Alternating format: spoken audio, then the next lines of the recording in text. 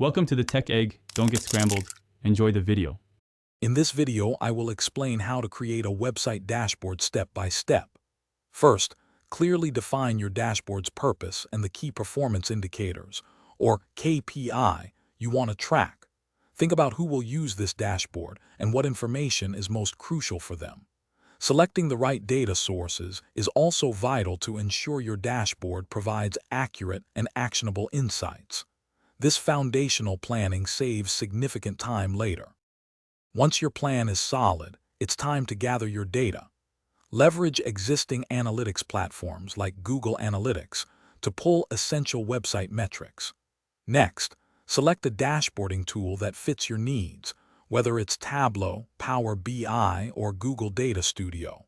Focus on integrating all your data sources smoothly to avoid discrepancies and ensure a unified view of your website's performance. Now for the design phase. A well-designed dashboard is easy to read and understand. Arrange your widgets logically, perhaps with your most critical KPIs at the top. Choose the right visualization for each data point. For example, a line graph for trends or a bar chart for comparisons. Adding interactive elements allows users to drill down into specific data, enhancing their experience and insights. Finally, your dashboard isn't a set-it-and-forget-it tool. Regularly review its accuracy and ensure it still meets your objectives. As your website and business evolve, update your data sources and visualizations to keep the dashboard relevant and effective.